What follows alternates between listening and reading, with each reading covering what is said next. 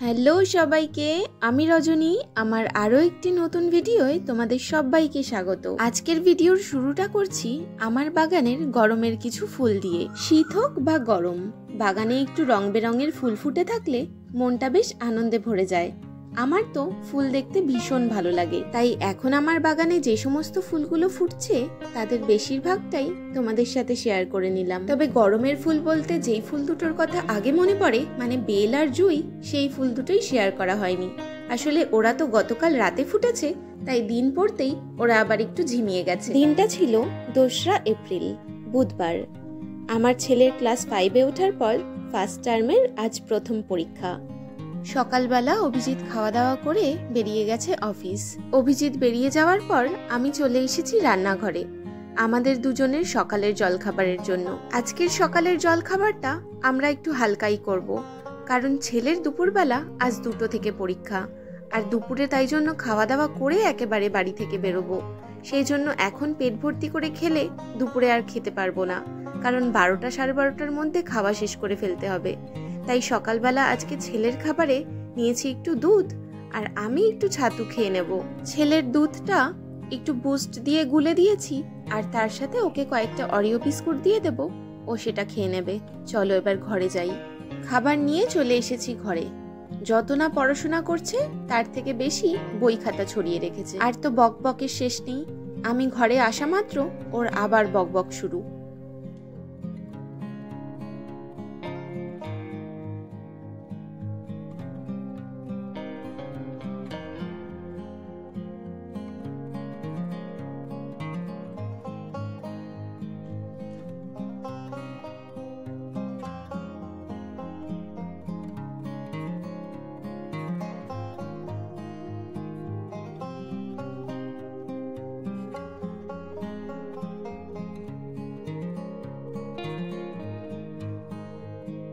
আজকে খুব একটা কাজ করিনি। সকালের খাওয়া দাওয়া সেরে ছেলেকে নিয়ে একটু লাস্ট মিনিট প্রিপারেশন করছিলাম। তারপরে স্নান টান করে ঠাকুরকে পুজো দিয়ে বসে পড়েছি মা আর ছেলেতে মিলে এখন খেতে। আজকে রান্নাটাও করতে হয়নি, কারণ গতকালকে ছানার ডালনা করেছিলাম, সেই ছানার ডালনা বেশ কিছুটা রয়ে গিয়েছিল। তাই ভাবলাম দুপুরবেলা মা আর ছেলেতে হয়েই যাবে সেটা। তাই আজ সকাল থেকেই ওর সাথেই ছিলাম, কারণ এই সময়টা ওর পাশে না থাকলে ও আরো বেশি ফাঁকি দেবে। নিজের পড়া যে নিজেকে গুছিয়ে পড়তে হয়, সেই বুদ্ধিটা এখনো হয়নি। খেতে খেতে একটু টিভি চালিয়েছে, আর টিভিতে ওর দেখার মধ্যে আছে কার্টুন। এই কার্টুনগুলো কি যে হয় সব তো আমার মাথার উপর দিয়ে চলে যায়। তাই নিজে তো কার্টুনগুলো দেখবে, আর আমাকে আবার কার্টুনগুলো সম্পর্কে বুঝিয়ে দেবে। এ ওই করেছে, ও তাই করেছে, সে ওই করেছে, আর আমি ওকে খাওয়াচ্ছি, সেই ফাঁকে নিজেও একটু খেয়ে নিচ্ছি। এই করে দুপুরের খাওয়াটা তাড়াতাড়ি করে এবার বেরোনোর সময় হয়ে যাচ্ছে। স্টেশনে আসা মাত্রই পেয়ে গেছি ট্রেন, আর স্টেশনে ওর 2 বন্ধুর সাথেও দেখা হয়ে গেছে। আর বন্ধুদের সাথে গল্প করতে করতে এখন চলেছে পরীক্ষা দিতে। ওর পাশে যে বসে আছে তার নাম সুপ্রভাত, আর আমার পাশে যে বসে আছে তার নাম শুভ্রাংশু। ট্রেন থেকে নেমে আমাদের বেশ কিছুটা হেঁটে যেতে হয়।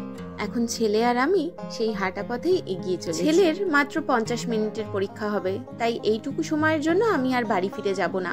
ছেলেকে দিয়ে আশেপাশেই কিছুক্ষণের জন্য বসবো ওর বন্ধুদের মায়ের সাথে। তারপর সেখানে গল্প আড্ডা করে একসাথে ছেলেকে নিয়ে বাড়ি ফিরবো।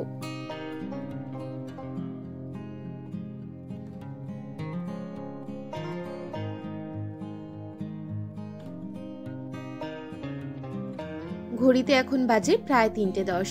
ছেলের পরীক্ষা শেষ হতেই ছেলেকে নিয়ে তাড়াহুড়ো করেই ট্রেন ধরে চলে এসেছি কোন্নগর। এখন হেঁটে হেঁটে যাচ্ছি সামনের দিকে। বলল তো ওর পরীক্ষা নাকি দুর্দান্ত হয়েছে, কিন্তু কতটা যে ভালো হয়েছে সেটা খাতা দেখলেই বোঝা যাবে, কারণ এখনো তো বাচ্চা, তাই প্রচুর টুকিটাকি ভুল করে থাকে। বাইরে এত প্রচন্ড চড়া রোদ্দুর আর গরম, বাড়ি ফিরে এসে ভীষণ ক্লান্ত হয়ে গেছি। জামা কাপড় ছেড়ে হাত মুখ ধুয়ে সবার আগে চলে এসেছি একটু গ্লুকন-ডির জল বানাতে। নিজে খেয়ে তারপর 1 গ্লাস ছেলেকেও বানিয়ে দেব। দুপুরে তো খাবার খেয়েই বেরিয়েছিলাম, এখন তো আর খাওয়ার কোনো ঝামেলা নেই। এটা খেয়ে একটু ঠান্ডা হয়ে নিয়ে একটু শুয়ে পড়বো।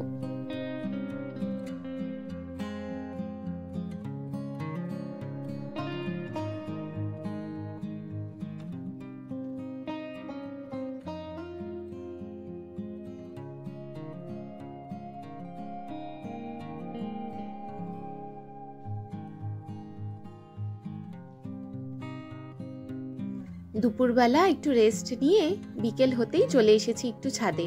আজকে ভীষণ ভালো হাওয়া দিচ্ছে, তাই ছাদে না এসে পারলাম না।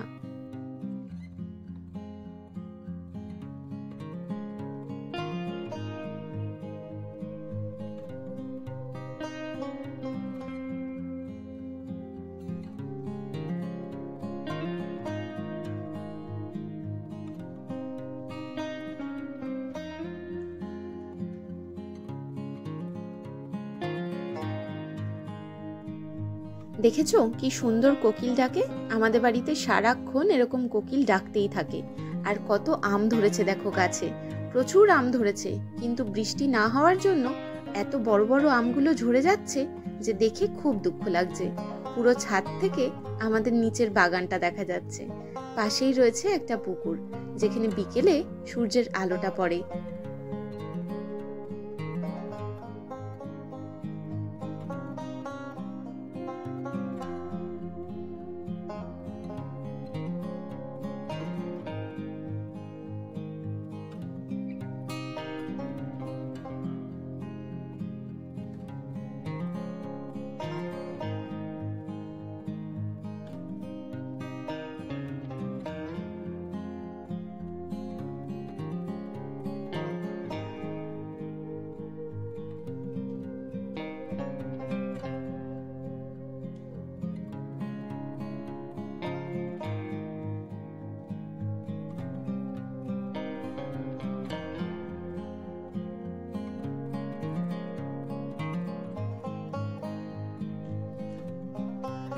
বেশ কিছুক্ষণ ছাদে বসেছিলাম, এবার নিচে যাওয়ার সময় হয়ে গেছে।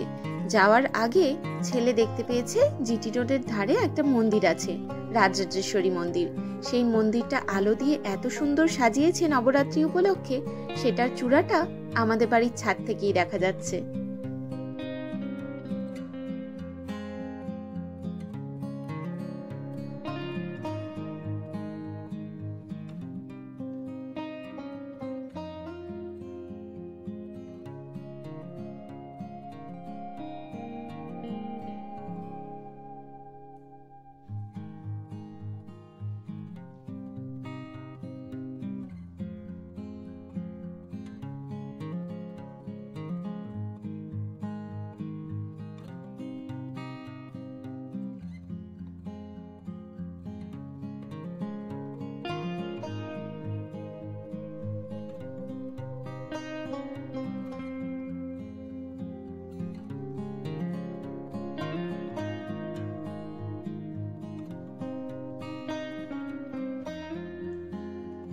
আজকে দুপুরের খাওয়াটা যেহেতু অনেক তাড়াতাড়ি খেয়ে নিয়েছি, তাই সন্ধে হতে না হতেই প্রচণ্ড খিদে পেয়ে গিয়েছিল। তাই অভিজিৎকে ফোন করে বলেছিলাম আসার পথে যেন কিছু খাবার নিয়ে আসে। তাই আসার পথে অভিজিৎ নিয়ে এসছে ইডলি, ছেলের দুটো আর আমার দুটো। স্টেশনের যেই দোকান থেকে ইডলিটা এনেছে, সেই দোকানে ইডলিটা এমনিতে ভালোই বানায়, তবে খিদে পেয়েছে তো তাই মনে হচ্ছে যেন এটা একদম অমৃত লাগছে। খেতে খেতে আবার চলছে আমাদের টিভিতে কার্টুন, মানে কার্টুন দেখা ছাড়া ওর খাওয়া হজম হয় না। দেখো পেছনে টিন টাইটান্স গো হচ্ছে। ইডলির সাথে সাথেই অভিজিৎ নিয়ে এসেছিল দুটো আইসক্রিম, ছেলের একটা আর আমার একটা। এইটা খেয়ে এবার পড়তে হবে, মানে আমাকে না, ছেলের পড়তে বসতে হবে।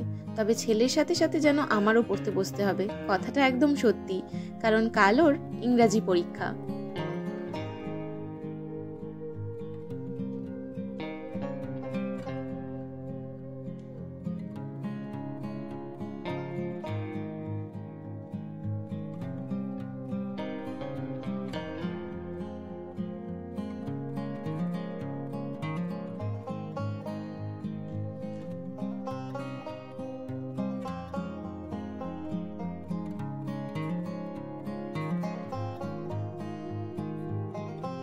এইভাবেই কেটে গেল সারা দিনটা। পরীক্ষার এই দিনগুলো এমনই ব্যস্ততার মধ্যে কাটবে। ছেলেকে নিয়ে এখন বসেছি পরের দিনের ইংলিশ পরীক্ষার প্রিপারেশন করার জন্য।